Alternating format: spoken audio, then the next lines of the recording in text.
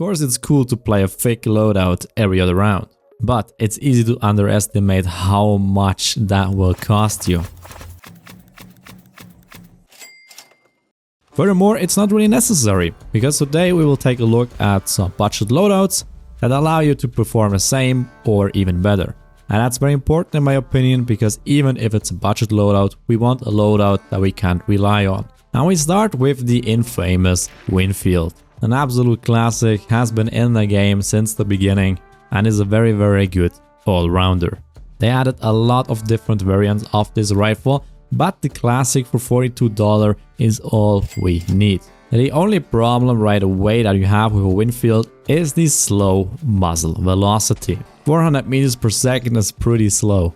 That may not be a problem against a stationary meathead, but other hunters usually move and strafe left to right, which makes it very hard to hit them with a slow round. Because we want to go for a headshot, since the famous double tap, so hitting your enemy twice, which kills them with a Winfield, only works up to 40 meters, which is not that far. And that's simply due to the round, because compact ammo has a lot of damage drop off over longer distances. On 80 meters, for example, you only deal 42 damage into the 4x. If you hit an arm, that's 10 damage. That will at max tickle your opponent. That's why you want to go for headshots with a Winfield, but again on longer distances this can be difficult, but don't worry, there is another ammo for us to use. That is the high velocity ammo.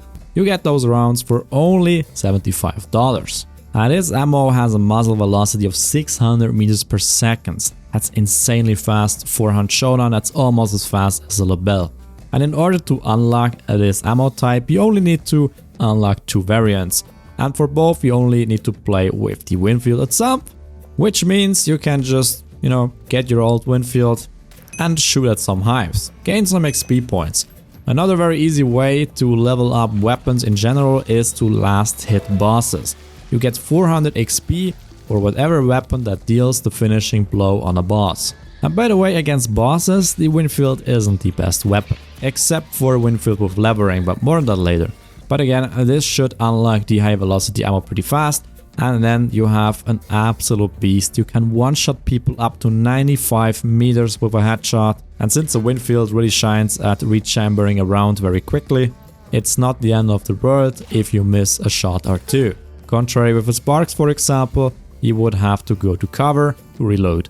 Furthermore, this is very handy if you get overrun by grunts in the middle of a fight. You can just pop them very quickly without them, getting you a bleeding or turn you on fire.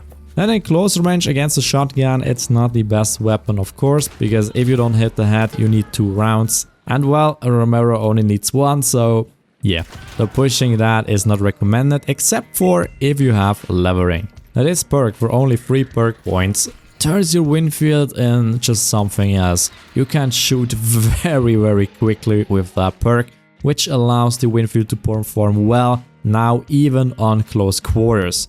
Because hipfire is pretty accurate, so you can use levering on 20-30 meters and it works, which makes it the all-rounder that the Winfield really is and where it absolutely shines. Because now you can fight on pretty much every distance whatever the game throws at you. Close range, use levering, no problem. Further away with high velocity ammo, no problem.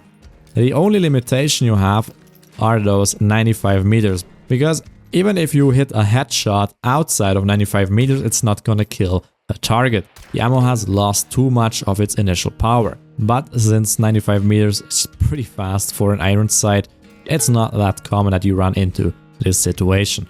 Another limitation is the variants. Now, I would not recommend that you play the silent version. It deals less damage than the original one, and the sight blocks just way too much of your vision, so I would really not recommend this variant. And lastly, the Winfield with compact ammo doesn't have penetration at all, so you're not gonna hit targets through walls. This is where the big brother shines, the Vetterli, or however that's pronounced. It's basically just an upgraded Winfield and uses medium ammo. This means the round deals more damage, has less damage drop off and can penetrate more surfaces. This results in the Vetterli being able to double tap up to 65 meters compared to the Winfield with around 40 meters. But that's basically the only advantage. because in every other area the Winfield just performs better. Faster reload, levering on close range, the faster ammo. Yes, you have high velocity ammo on a Vetterli too, but it's pretty expensive, so we get up to $200 and more for a weapon, and that's just not budget anymore. So I think that the Vetterli is really a niche weapon for encounters between 40 to 60 meters. If you have a lot of them, then pick a Vetterli, but below or above that range you will run into problems again. Especially in high range, again, it's quite hard to hit on 100 meters or more with a weapon that shoots bullets that travel 400 meters per second. But again, the high velocity ammo is just too expensive, because for that money we could buy one of the big players. And speaking of big players, one that imitates those is the Springfield.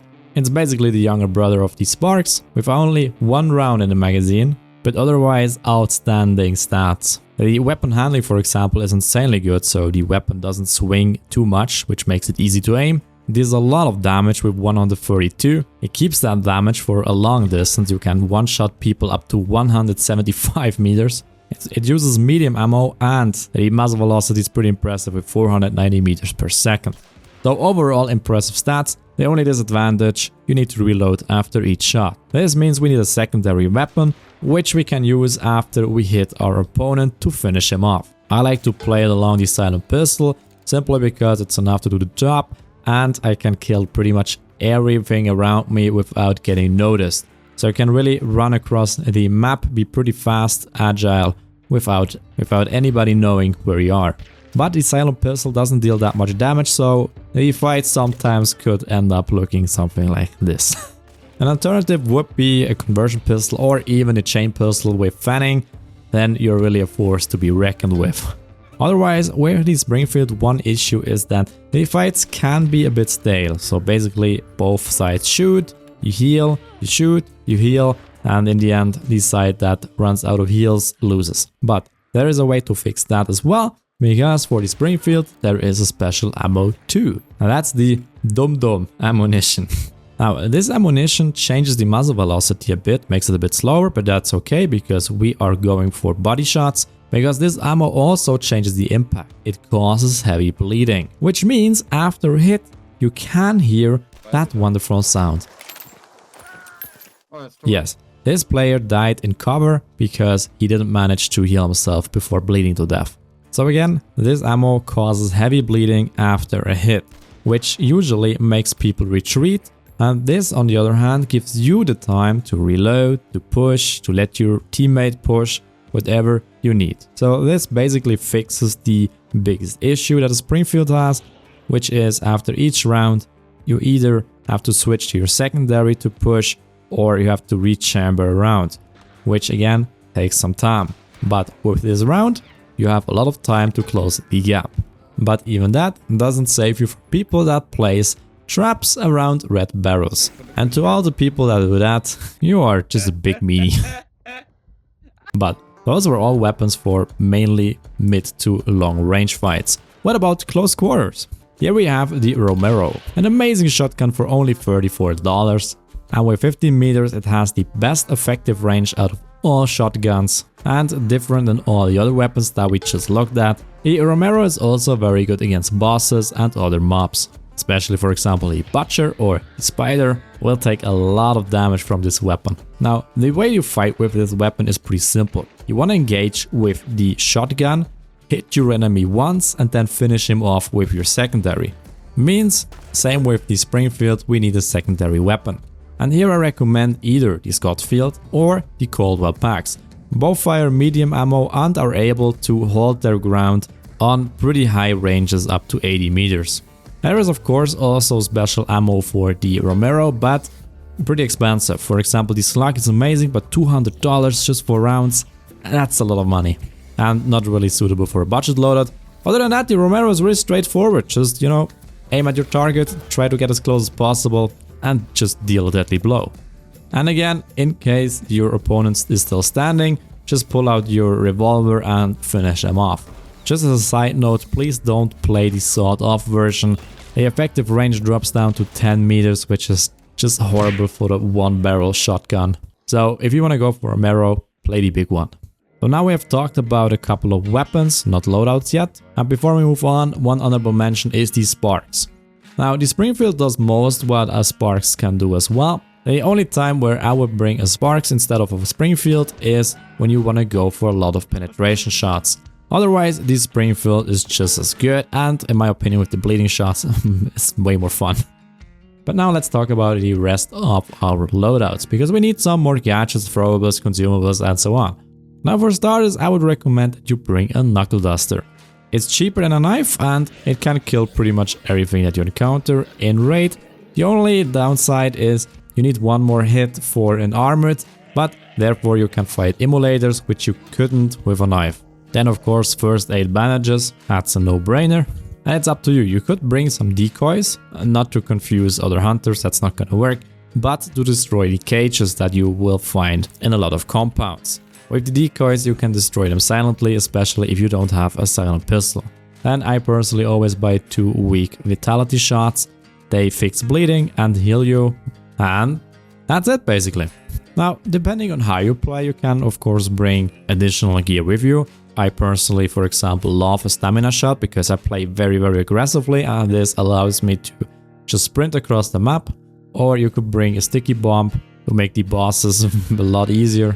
Totally up to you. But basically with the loadouts that I showed you, you have loadouts to choose from for around $200, which is amazing.